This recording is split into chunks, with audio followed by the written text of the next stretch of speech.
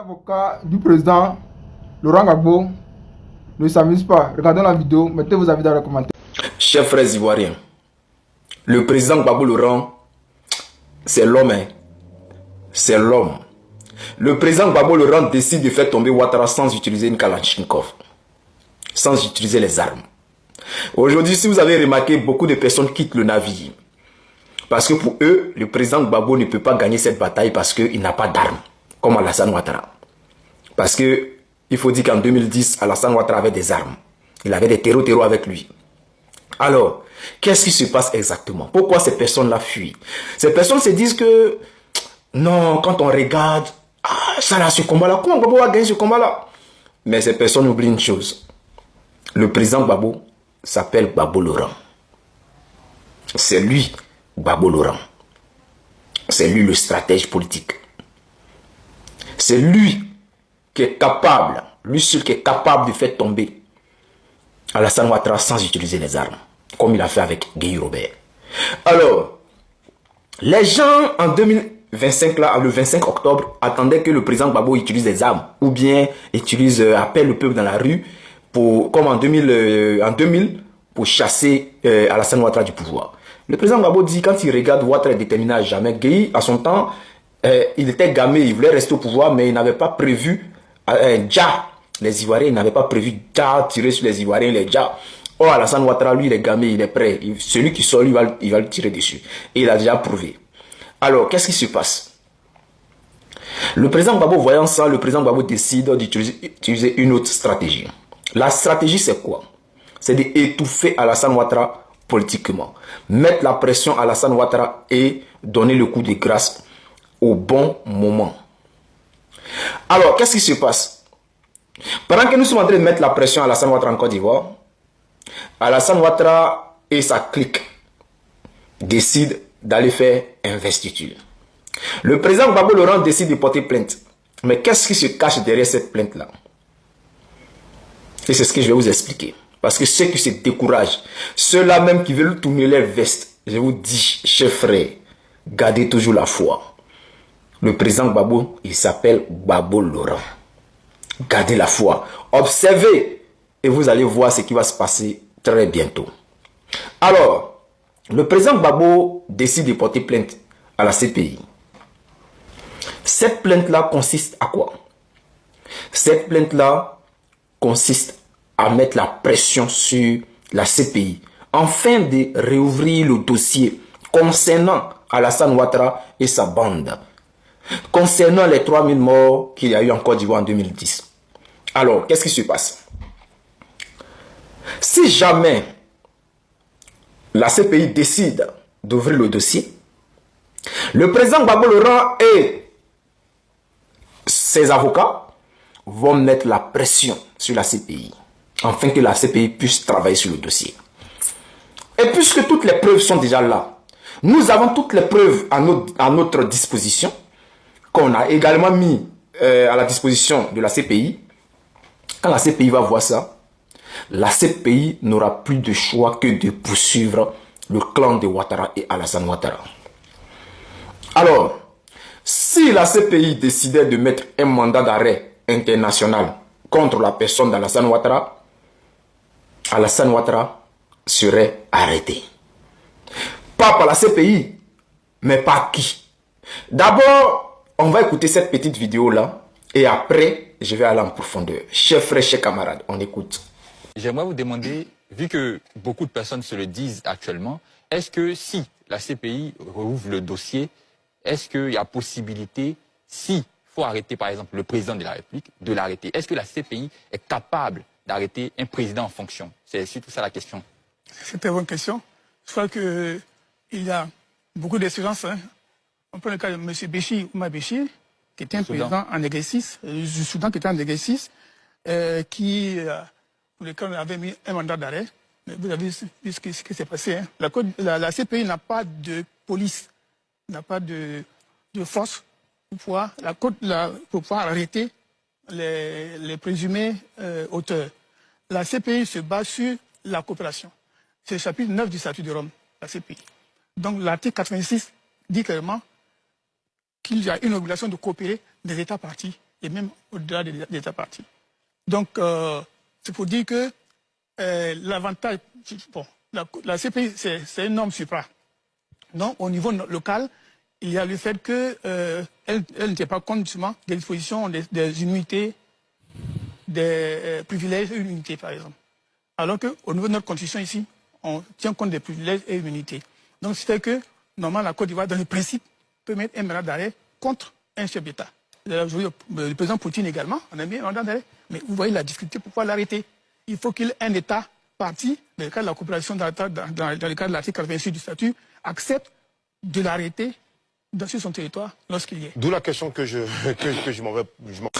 Alors, chers frères, je vous explique tranquillement. La CPI n'aurait peut-être pas de moyens pour arrêter Alassane Ouattara. Comme on l'a dit ici dans la vidéo, la CPI n'a pas de police. Donc s'il y a un mandat d'arrêt international contre Alassane Ouattara, la CPI ne peut pas aller prendre Alassane Ouattara. Mais ce qui est intéressant dans cette histoire, c'est que un autre État peut faire arrêter Alassane Ouattara et aller livrer Alassane Ouattara à la CPI. Je vous explique.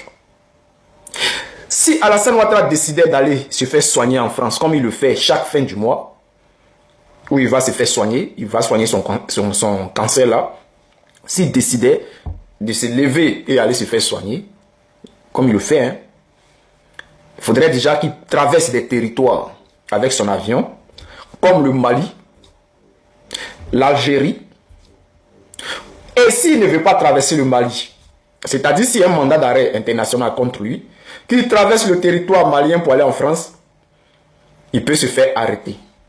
C'est-à-dire, les Maliens, de la manière que l'AES a stoppé un avion cargo militaire nigérian qui traversait le territoire burkinabé, l'AES a fait atterrir de force l'avion et a mis aux arrêts tous ceux qui étaient aux abords de l'avion. C'est-à-dire les militaires, il y avait 9 militaires et je crois 2 pilotes, si je ne me trompe pas. Alors, en voulant passer par le Mali pour aller peut-être en France, et traverser le territoire malien, il pourrait se faire arrêter. Alors, si Draman Ouattara ne veut pas traverser le territoire malien, quand même, il devra faire attention. Pourquoi je le dis? Parce que si il ne veut pas traverser le territoire malien, traverser l'Algérie, et puis aller peut-être passer à côté de la Tunisie, et puis aller en France, il serait obligé de passer par le Libéria, Sierra Leone, Guinée, tu vois, à gauche là. Mais ça va lui faire un très grand détour. Et lors de ce détour-là, on ne sait jamais. Puisqu'il ne peut pas passer sur le côté ghanéen. Parce que s'il veut passer sur le côté ghanéen, quand il va venir traverser le Ghana, je crois le Togo, il y a le Bénin qui est là, qui n'est pas stable en ce moment. Pour l'instant, c'est les militaires qui contrôlent le Bénin. Et si jamais les militaires, ce qu'on souhaite, gagnent cette bataille-là, mais c'est fini. Il ne pourra pas traverser le territoire béninois. Mais parce que, même s'il veut traverser le territoire béninois, aller passer par le Nigeria, Tchad, Libye ou bien je sais pas quoi là, c'est des territoires qui ne sont pas stables. Soudan, c'est pas stable. Donc il ne peut pas prendre le risque de passer là ou là. Peut-être c'est le côté Libéria qui peut prendre le risque. Mais ça ne sera pas assuré. Alors, chers frères, ces pays-là pourraient faire arrêter Alassane Ouattara et livrer Alassane Ouattara à la CPI. L'AES pourrait faire arrêter Alassane Ouattara. Ce n'est pas un débat. Si jamais la CPI lance un mandat d'arrêt, ce n'est pas une question de dire non que telle personne est avec la CPI, telle personne n'est pas avec la CPI. L'AES serait capable de faire descendre Alassane Ouattara et lui dire hey, toi, il y a un mandat d'arrêt international contre toi, on va te livrer là-bas. Est-ce que vous comprenez? Donc, ça serait une sorte de prison. Ça serait une sorte de prison pour Alassane Ouattara. C'est-à-dire, le président Gbagbo dit quoi? Si jamais la CPI ne peut pas venir te chercher, nous, on va t'enfermer ici. C'est-à-dire, tu vas rester ici avec nous. Tu ne pourras plus sortir du territoire. Est-ce que vous comprenez? Et si Ouattara ne sort pas pour aller se faire soigner, mais il est foutu. Voilà, il est foutu. Mais le problème, c'est quoi? Alassane Ouattara pourrait décider de se faire soigner en Côte d'Ivoire, faire venir les médecins, mais le matériel, il n'a pas le matériel. Il a beaucoup d'argent, il pourrait essayer de débourser des sommes pour envoyer le matériel en Côte d'Ivoire. Mais est-ce que ça va arranger la France? Ça n'arrange pas la France. Parce que chaque mois, l'argent qu'il dépense, qui va de la poche de la France, c'est plus rentable que vous donner le matériel à Alassane Ouattara pour se faire soigner en Côte d'Ivoire. Vous-même, vous avez vu Pogon Koulibaly. Voilà, eux, ils gagnent plus quand les gens se déplacent pour aller se faire soigner chez eux. Donc, chers frères, chers camarades, c'est cette prison-là que le président Gbagbo est en train de construire.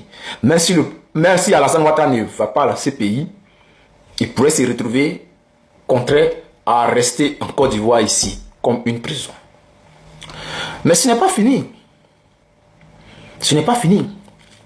Parce que non seulement il y a sa maladie qui va faire soigner chaque mois en France, mais il y a aussi l'ancienneté qui fatigue Alassane Ouattara. Est-ce que vous comprenez? Le stress qui fatigue Alassane Ouattara. Ça aussi, c'est une maladie pour Alassane Ouattara. Donc, à chaque fois qu'il va en France, il fait au moins un mois là-bas. Ça le permet de se reposer, de rester tranquille dans un coin pour souffler.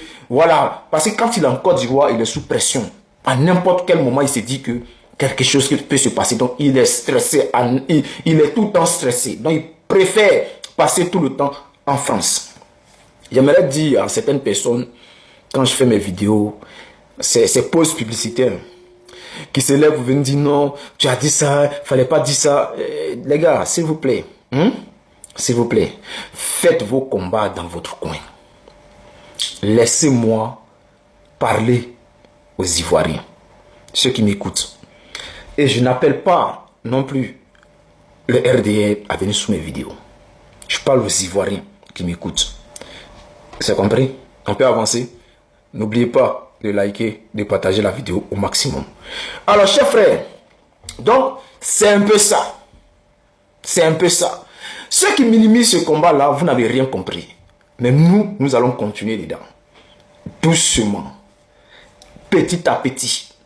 Les Ivoiriens, restez mobilisés. Ne vous découragez jamais. Alassane Ouattara ne fera pas ce 4e mandat. Le président Gbagbo a dit que celui-là, ce 4e mandat, ne fera pas. Regardez, pression qu'on va mettre là. C'est-à-dire, une fois que le dossier est déposé, une fois que la CPI décide d'ouvrir le dossier, une fois de plus, la pression va commencer en Côte d'Ivoire. 2 fois de plus, la pression va commencer à la diaspora parce que ça sera le cas des manifestations devant la CPI. Parce que là, on ne va plus laisser dormir la CPI. On va les stresser, on va les pousser à bout. Jusqu'à ce qu'eux-mêmes vont décider de lancer ce mandat-là. Regardez ça. Donc, chers frères, chers camarades, vous savez, hein, au lieu de ce qui se passe là, moi je peux vous dire que faites confiance au président Gbagbo Laurent. Mais j'aimerais parler d'une chose. Comme je l'ai dit, en Afrique, c'est la loi du plus fort. Qui aurait cru? Le Nigeria qui se prend pour les États-Unis d'Afrique. Voici que le Burkina Faso, l'AES, décide de faire atterrir leur avion pour leur dire, posez-vous. Et les met en garde. Celui qui va s'amuser à survoler le territoire de l'AES avec un appareil militaire sans autorisation sera abattu. C'est pas Yaya, c'est pas un débat, sera abattu. Celui qui va s'amuser à traverser le territoire de l'AES avec un avion militaire sans autorisation sera allumé, sera abattu. Que ce soit la Côte d'Ivoire, Nigeria, Ghana, Togo, je ne sais qui là. Si vous amusez là, vous allez lire. Donc, chers frères, chers camarades, c'est pour vous dire quoi? C'est pour vous dire que les choses vont bientôt changer en Afrique. On demande simplement aux militaires béninois là, ne baissez pas les bras, continuez ce combat là. Continuez, vous avez notre soutien. Et puis moi, ça m'énerve, hein, quand je vois même les béninois là, qui sont là, ils sont braves, genre les bras croisés, tranquilles. Ouais, Patrice Talon, en tout cas, il a pu le voir. Qu'est-ce qui se passe dans la tête des Béninois? Hein? Les terreaux sont venus attaquer le Bénin. Ils ont déjà les militaires béninois. Vous avez pleuré jusqu'à fatigué. Est-ce que vous avez vu la CEDEAO envoyer des bataillons militaires aller aider les militaires béninois? Est-ce que vous avez vu le Nigeria envoyer ses avions aller traquer les terreaux pour les allumer? Ceux qui sont venus endeuiller le Bénin là. Est-ce que vous avez vu la CEDEAO lever un petit doigt pour dire non que cela, les terreaux, on va les traquer, ceux qui endeuillent le Bénin? Non. Mais vos frères béninois décident de prendre le pouvoir. Et voici que ces CEDEAO, les Coca-Cola se lèvent pour venir attaquer. Pour venir attaquer. Et vous êtes là. Vous acceptez ça. Vous acceptez ça. Vous acceptez que le Patrice Talon continue de vous maltraiter. Vous acceptez. Ça dit, les gars...